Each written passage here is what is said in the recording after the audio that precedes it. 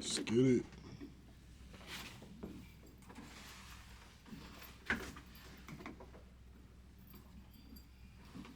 Troy?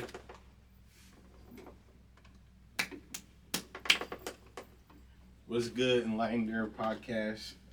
I'm your host, Jamarco Green. Tashawn Washington. We're here with Makayla Robertson. She works for the juvenile system in Washington, which is really cool. So we're going to touch some topics on the juvenile system. Let's get going. My first question to you is, what made you want to start working for the juvenile? Well, my parents have always been foster parents since I was a kid, and so I saw a lot of, like, kind of the system of what you would say. And then as I got older, you know, a lot of my friends were in and out of juvie. Like, my whole high school, my friends were gone in juvie. And so kind of seeing how that affected their lives and everything like that, it's always been an interest for me. And then a couple months back, or like mid last year, I was looking for a job. I was like, you know, I want to be impactful. I want to do something that really means something. Sure. One of my really good friends is a correctional officer where I work. And so she was like, hey, you'd be really good for this job. And I was like, okay. So I applied and kind of talked to my boss now about, you know, what the job would be like. And he was like, you would be a great fit. You actually would be a great probation officer. I was like, oh, wow. Okay.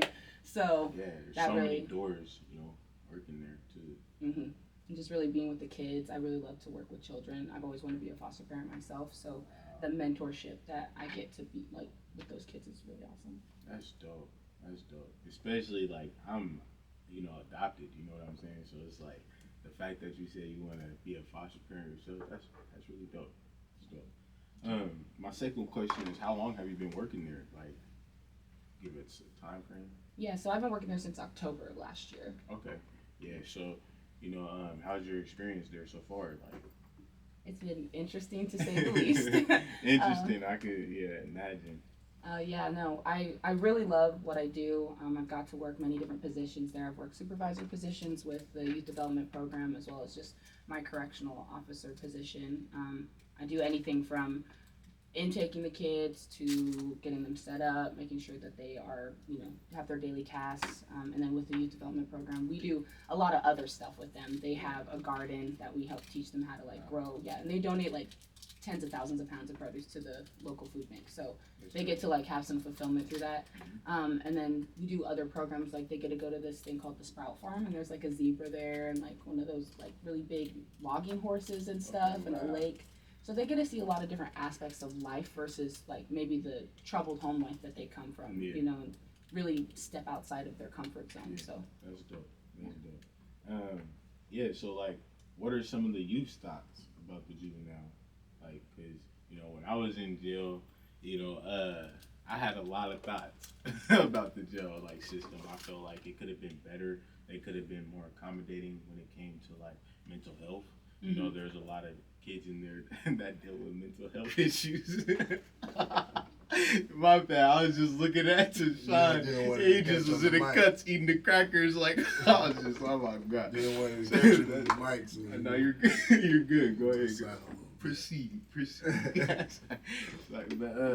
a lot of people in there dealing with mental health issues, you know, and I feel like, you know, they needed more accommodations. You know, there's people harming themselves, you know, and like, you know, people getting sent to the hole or solitary confinement, and it's like, for what? You know what I'm saying? They're dealing with mental health. How about we try to find the root cause of the problem and try to, do something to divert that. So like, what are some of the use, or like maybe a better way to ask that question is like, have you've ever experienced adversity in the juvenile, and how did it make you feel? Well, I'm a really empathetic person, so I really put myself in their shoes when I'm in there. And the things that have happened to them hurt me, so I can imagine what it, you know, feels to them.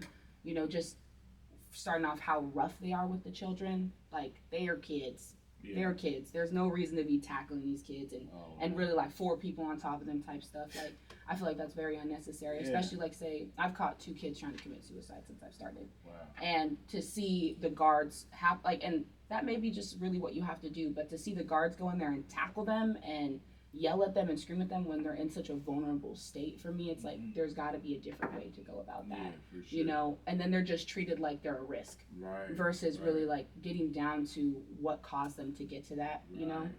And a lot of the kids get that way because of a lack of empathy. Right. It's not like, oh, they just were feeling suicidal, you know. My facility specifically, like, they don't really have rec. They don't really come out of their cells. They don't. Some of them don't see daylight the whole time that they're in there. And for me, that's a huge issue. And when, you know, not being there all the time, I'm an on-call, so I don't work, 4 days straight, being able to really influence them. But even when I'm on, you know, and I get to run a pod, there's very little ways they have the day set up that you could even be able to interact with them on that level. There's no physical education, nothing. They just go to school and they go to their rooms and they shower and they eat. And half the time that, you know, they're super stingy on the time that they do that, you know. And so for me, I try to give them, you know, as much freedom as they can in terms of the situation that they're in. But other guards, you know, they're very callous, very rude. You know, they assist you when they feel like it. So you could be bleeding, you could be, you know, sick, and they're gonna wait days to assist you. You know, the doctors don't come until they are available to come. It's not like a on call, like you need to come here now.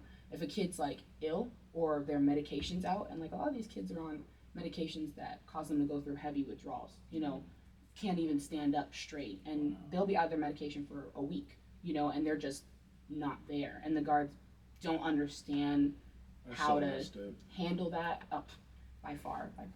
You know, some days I'm like, this is really hard to be in this environment, but at the same time I think about there's not a lot of people that even are in that environment that have empathy like I do. And so just seeing that and seeing all that, I'm like, you know, I haven't been there that long to really, I feel like, make a huge impact, but seeing all the different things, like, these kids need more encouragement. They need people to come in there and do mentorship with them. Like, just because you got locked up doesn't mean you are taking away all of your rights as a human being. Yeah. Especially as a child. Exactly. Like, these kids cry for their parents. Right. That's. So, would you say that was like the hardest part of your job, or like, do you feel like it's something else that's? Well, I wanted to ask you that. Like, how like, what's the hardest part of, you know, working in the juvenile facility? I think it's the hostile, for me personally, my facility. You know, I don't know, you know, what it's like up at the JRAs and stuff like that, but at my facility, I would say it's the guards for sure. Like, they are very ugly people, just in terms of how they treat each other, how they treat the kids. My job is to support, assist, and make sure these kids are safe, right? And so when you have your fellow coworkers being the ones hindering you from doing that, not the children, then I think that that's probably the hardest part. Just last week, I had my coworker cuss me out and lock me out of the office and leave work, literally, because I gave a child a Band-Aid. Now that's wild. That's OC. Like locking you out, he trying to treat you like you were a youth in the detention. You know, that's might dangerous. Be how he views me. That's dangerous, yeah. Yeah, and for me, that Keep talking to the mic. I just want to make sure I'm checking the value. You know, for me, you know, that is a risk for everybody. It's a risk for us as staff and a risk for the children. That we can't work as a team. Yeah. You know, you can't put whatever it is that you have aside for the betterment of the children, or that you let your own personal emotions affect how you treat somebody. Yeah. You know, just because a kid may have mental issues and you don't like that, so you cuss at them, threaten to hurt them, do all these things, like that makes no sense to me. Right. So I think that that's probably the hardest thing, because I'll never act like that towards a child, and they really expect you to fit in with that type of mold as a guard. Yeah. And so there's a lot of adversity with that, because I'm not gonna do that. Yeah, and I feel like another problem is like, you know, the guards may more so see the youth as like inmates than you know, kids. They're just kids, you know what I'm saying? And there's like kids in there 13, 12 years old, believe it or not, and all they are missing is guidance, lack of guidance. So when they're put into another situation where, you know, the adult is, you know, abusing their authority, You know what I'm saying? It's the same thing. There's no rehabilitation. It's in humanity. You know, it's insanity. So it's like we got to do something. You know, as a community, as a people. You know, vote. You know, for legislative. You know, to actually make this change. And so, with that being said, I wanted to ask you, like, if you were the director, what are some things you would change in the juvenile? I definitely think I thought the first week I started working there. These people need empathy training. Like they need to understand really what we come in there and we're just put in the thing. As long as you can carry some handcuffs and you can talk on a radio and you know how to unlock a door, you got the job essentially. Right. And for me, we're working with kids who are suffering from mental health. Right. The majority of the kids come in there are just mental health. You know, they have mental health issues. It's not necessary that they're criminals. You know, we've had some Kia boys come in. We've had some people, you know, shootouts, you know, whatever. But majority of them are repeats on their 23rd episode. Wouldn't you think that means that you're not doing something right with them, you know, while they're in there, that they aren't wanting to, you know, stay out? And so for me, it's like, you know, empathy training. The guards need to have more, I don't think defensive tactic training is the way you should go. You know, to a certain extent, we need to be able to defend ourselves. But what are you doing when a kid's committing suicide for real? Why are we tackling them? That's not how we handle those situations. So just having it's them. Not appropriate.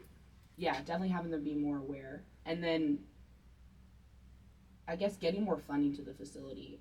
The juvenile in my county is the least focused on thing in terms of funding, all of that type of stuff. You know, they're just kids, and so they don't really put a lot of focus on what's going on behind the walls.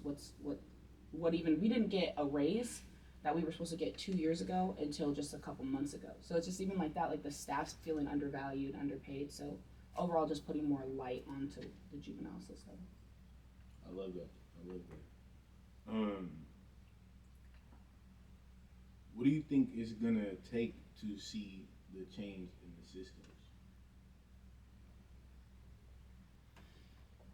People like me, I would say, honestly, that want to see a difference and actually show up. Because I think there's a lot of people that can say, okay, I want the jail system to be better.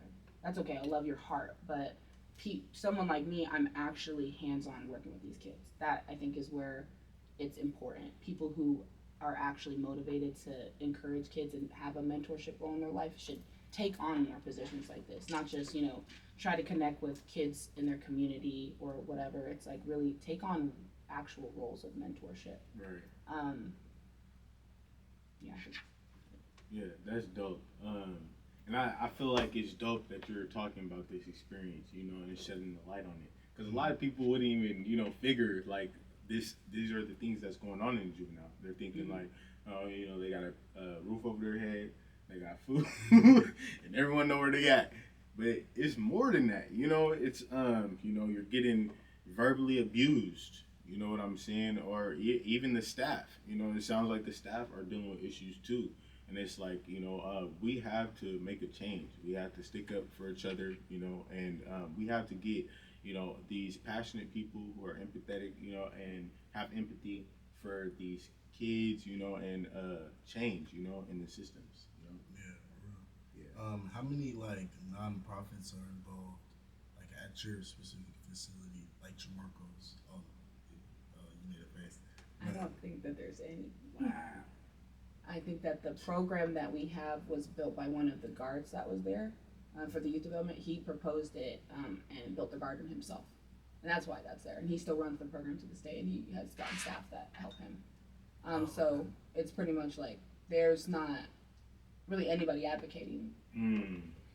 Well, that might be opportunity. I you know, so. That really might be opportunity because I really want to help these kids. You know, I'm already in the works of trying to get a contract with Alder.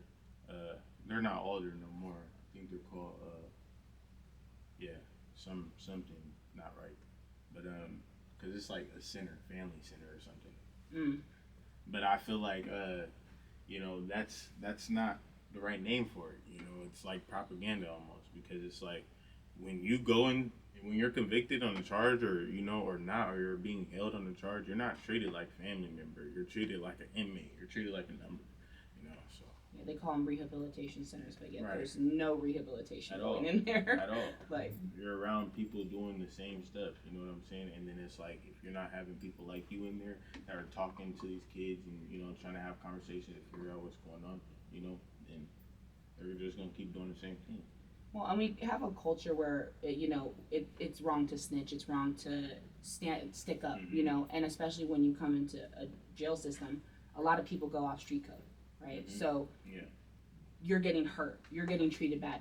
Your mind isn't going to call that number on the wall that says 1-800-HARM-ME or whatever it's, that helpline. Right. That's a resource that's there for you. And so I've had kids tell me, oh, one supervisor, because he had tried to commit suicide, we had to, stop him, and he got tackled and he kicked the supervisor in the nuts. Well, that's a misdemeanor. So, we had to call the police, all that type of stuff. That's light. Like, when I was booked, there was kids throwing feces onto the supervisors.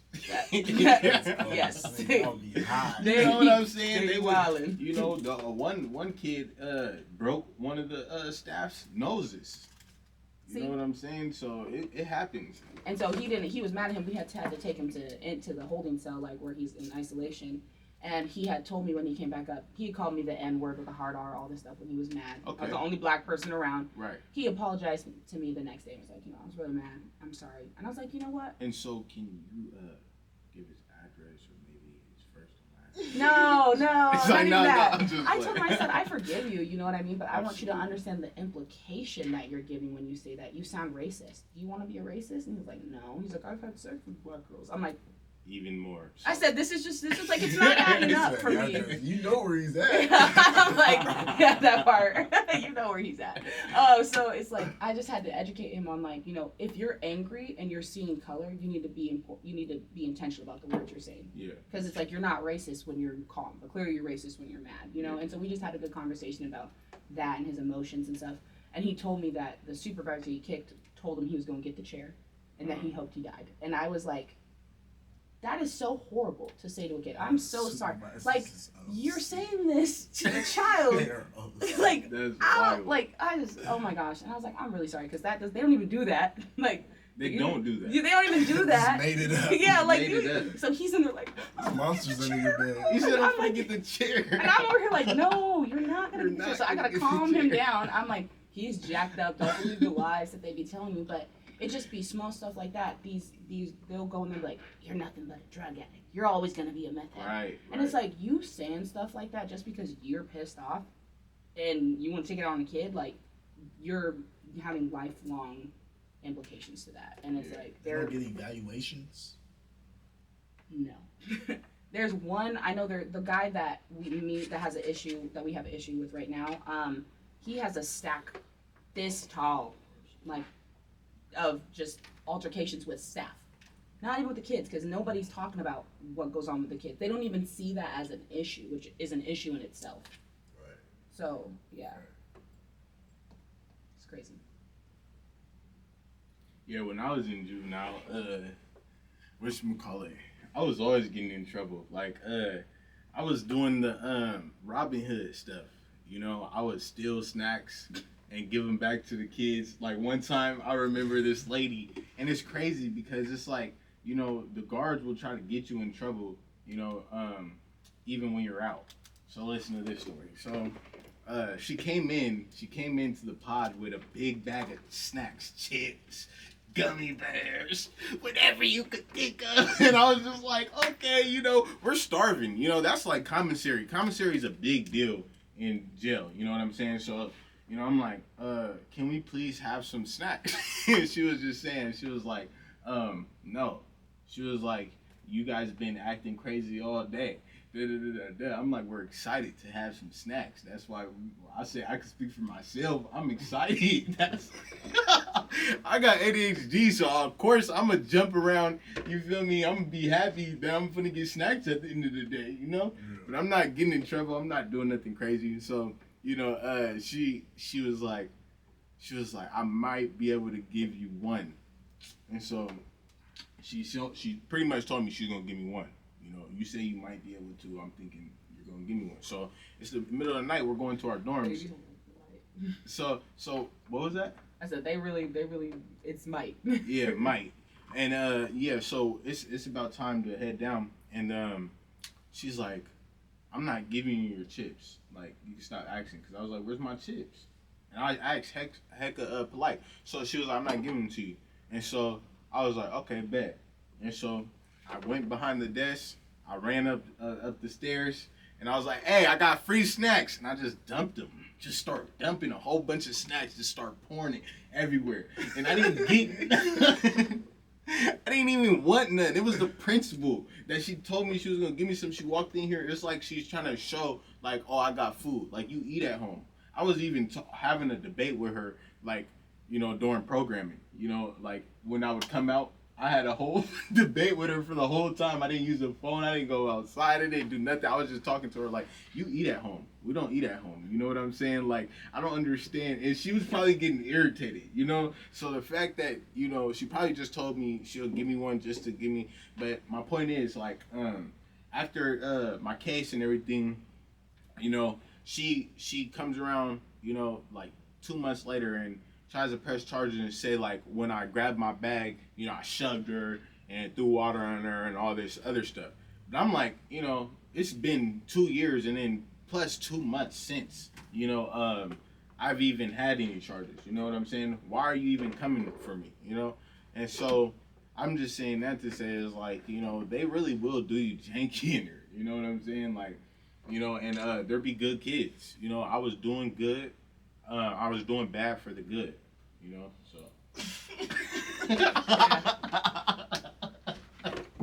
I remember one time there was this big bully dude in there.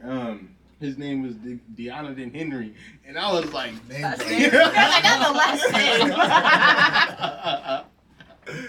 I'm like, Deonathan Henry, and so I'm like, come on, bro. He's from the Central District, and so I walks in the pot.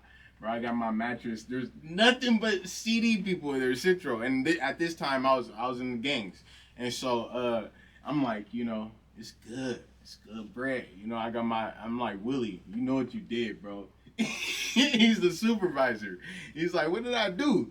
And he just started smirking at me. I'm like, all right, because he was trying to see, like, if I was gonna crack, you know, and be like, bro, take me out of here. I didn't. I just was like, it's good, you know. So I goes in my cell or whatever, and you know, they're talking. They're like, "Where are you from?" I'm like, "From Dita," and they're like, "Oh, yep. Oh," so they start, you know, yelling. They were like, "Hey, what's your name?" I was like, "It's Fat. It's Fat." And they were like, "Oh, yep." They're like, "Yep." And then Deonathan was like, "Hold on, Fat." I was like, "Yeah." He was like, "Oh yeah, you're good." So Deonathan knew me because I messed with his ex. But You're good. We messed with the same girl. You're good. You're good. No, he was hating on the low. He was plotting on me. So yeah, he was like, "You're good." Like, we messed with the same girl. I'm like, I don't even know, bro. You feel me? But I'm like, whatever. You feel me? He's obviously a ringleader. So, boom. Anyways, I'm washing my clothes. You know. I put him in the dryer for one load. I said, Deonathan, don't put your clothes in the dryer, because my clothes are in there. I was like, my clothes probably aren't done. I goes, fills them, they're not done, I restarts it. He's like, bro, we're about to head down, bro, I need to use the dryer. No, my clothes are in the dryer. So he took it upon himself to open the dryer and put his clothes in there and put my clothes on top of the dryer. So I took his clothes and threw them on the floor. And I put my clothes back in the dryer. And so then, after that, the guard proceed, you know, to just chill, you know, and just watch the whole thing happen. You know what I'm saying? He should have stepped in and been like, hey, you know, Tremarco's clothes was already in there. Let his clothes get done drying. You know, he just wanted to see a fight. And so Deonathan, he was like, bro, you're really going to throw my clothes on the floor? I'm like, yeah, bro, I told you not to. I'm like, I'm not one of them. And so, yeah, he fired on me and he got whooped. And so the moral of the story is, you know, don't take people's clothes out the dryer.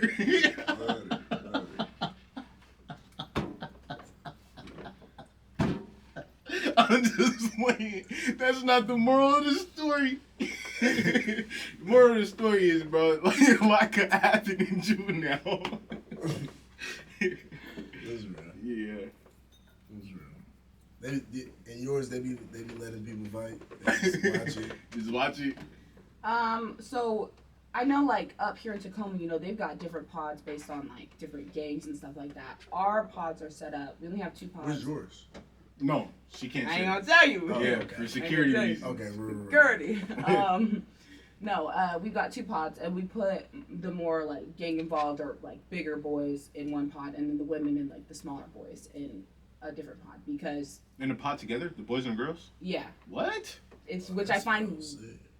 that stuff you don't see. I wish I was in there when I was. That's Never stuff you mind. don't see. You be in there with the big kids. No, because the big kids they'll just beat you up if you're little scrawny ones. So we just don't. They don't want that. I would have I'll been be in there with the little kids. Oh yeah, you can fake it. You can fake it till you make it. They'll put you over there. No, let me tell you, Really? Chamarco was like you see how he is now. He's probably like 3 times that when he first got out of yeah, jail. I was huge. Like at least like 230. Had to have been. I was big on weed. I was yoked. Like I remember- wasn't sloppy. Like I was solid, and I was just doing 600 push-ups every day. Whoa, that's a little intense. This is prison. I was like, nobody's taking my. Never mind. My food, my nothing. Yeah, sorry for cutting you off though. No, you're good. What's the question again? Sorry. Nah, I was saying like, do they just be letting fight? You were talking about how they separate the kids. Oh yeah, no. So we don't really. I don't feel like we have that many fights. A lot of the fights come from like longtime residents. Like we've got one kid that he was selling crack at 4 in Chicago, and he's on his 7th strike at 15. So his lifestyle, you know what he does? He likes to run his house. So we don't put people that he feels like he could intimidate around him, essentially, because he's the longtime resident. So that's kind of how we really. I feel like we base a lot of stuff around that child. Yeah, he's going to be legendary. I just say that because like you have it hard like that as a kid, you're 9 times out of 10 you're gonna grow up and leave a legacy. You know what I'm saying? So that goes for people that are just going through it too. You know, like just because you're going through it right now don't mean like it's not gonna get better in the end. You know what I'm saying? Oh yeah, and he was fighting the case for 40 years, and they just gave him 10, and I was like, that was protection. Right there. That was protection. Yeah. You get 10 years That's to clear and get your stuff together. You get to get out when you're 25, and you get to live your life. You was thinking you was gonna have your whole life wiped away, and I was like, that's a blessing for 10 sure. years at 15. Brother, that's still light though. Imagine getting Crazy. 25. All the good times. Gone. 40? It was 40? 40 years. Yeah, he was gonna get out when he was 40. like 30, 40 years old, something like that. 50. What are we? 40 years plus 50. 55. 55. Yeah, I can't do math right now, but yeah. You're good. The math 55? wasn't mathing, so Yeah. I had to step in and say Thank you. 55. Thank you. I'm just playing. But yeah, bro. Like, I know someone who is in Raymond Hall, bro. Life. Like, How old? he was 17. He has life. Yeah, yeah, bro. He's That's never getting out. crazy. Never getting out. That's OZ. It's Never. not worth it. Yeah, so it's like, bro, you know, What did he do? it was a murder. Just one? And that's why I'm like, the system's so janky. You know That was what his I'm first saying? strike, though? They'll make examples of Okay. but they'll make examples out of people. It don't even matter if it's his first or second or third. You feel me? He shouldn't be getting life. You know, he's 17 years old. He should have given a second chance, you know, or another chance. You know what I'm saying? Because maybe, you know, when he got out, he just wasn't around the right people. How about this time we provide him with the resources and accommodations to keep him out of trouble? But Maybe when he killed somebody, he was on drugs. yeah. Or they, you know, but dang, like, that is hecka true because there do be people that be like, they'll do the same type of crime and get like 5, 10, 15. You know what I'm saying? Yeah. But they gave him life. That's what I'm Life. saying. Lifers. And so, before you Brain guys ain't even developed all the way. That's what I'm saying, and that's the argument now. So if you guys didn't know this, and if you listen this far, dope, because we got some exciting news. If you didn't know, in 2025, legislative passed that they're going to shut down the juvenile system in Seattle 2025. And so it's going to be new, you know, it's going to be changed, you know, to see like what's going to happen. Honestly, I feel like, is it going to be for better or worse? That's pretty much what I'm trying to say. And I feel like it's going to be for better. What do you think? That's gonna be bad. You're 15. No, You're 15. You're 15. You got a switch. You just went and Swiss cheese somebody. Swiss cheese them. R.I.P. You're going to prison, buddy. At 15. That's close. Well, it's juvenile prison, so it's not like Walla Walla or Columbia, but they're just gonna go straight to Green Hill. Yeah, or Naysale, depending on the crime. I feel like it would be okay because I mean, like for the people that has lesser, less severe charges, I feel like, you know, it's better for them to rehabilitate. They get a second chance. Well, in my county, we see a lot of kids from Seattle come down to our county, and so they'll come and get locked up with us, and then Seattle's like, "Oh, you can keep them because we're not going to charge them." And we're like, "What? No, yeah, we ain't going to charge them." So we already see how they don't really care about kids in Seattle having charges at all. Yeah, and that's not. I wouldn't say that would be like the way to go about it. Like they should have been like, all right, we'll return them to us. Let's put them. Our kid. Yeah, and let's put them in like an organization because they have them, you know, and that's what they're there for, you know, to have these kids rehabilitate. And so that's the plan. That's the goal. You know, that's why they're doing it. You know, we're gonna see how this goes. I fought hard to be a part of this change. You know what I'm saying? Because I have a nonprofit and I believe in it. I believe in the work, and I believe like some kids, you do need to have a pause in your life, you know, and because there's stuff that God wants you to think about. You've been going through trauma, you've been hitting licks, you've been doing all this stuff. Your mind's steady racing. You never had a chance to actually think like, dang, what is it I actually see myself doing? Not what I tell people I see myself doing, but what do I actually see myself doing? And is my actions that I'm taking right now aligning with my future? It's real. Dang. But with that all being said, Makayla, it was really nice to have you on today. I want to have you on a second podcast so we could talk about your business. That'd be fun. Yeah. You can tell them what you do, and then mention your Instagram and stuff too. We'll mention it if you want. Yeah. Okay, yeah, no, I own a business called Max Snack Shack. It is a baking company. And then I also teach cooking and baking classes to the community that are family focused. So, yeah, and then my Instagram is Max Snack Shack 1, or you can find me on Facebook at Max Snack Shack. Well, guys, there you have it. Thanks for tuning in on the Enlightened Era podcast. Alright. That was dope. Yeah, that was nice. I like that. Yeah, that was a really good conversation. Thank you. Of course. Thanks for having me. Yeah, thanks for coming. Thanks for asking the questions. I'm excited to see it post. Yeah. Throw it everywhere. Yeah. Thanks, Troy. Man, that was great, yo. You liked it? Was it?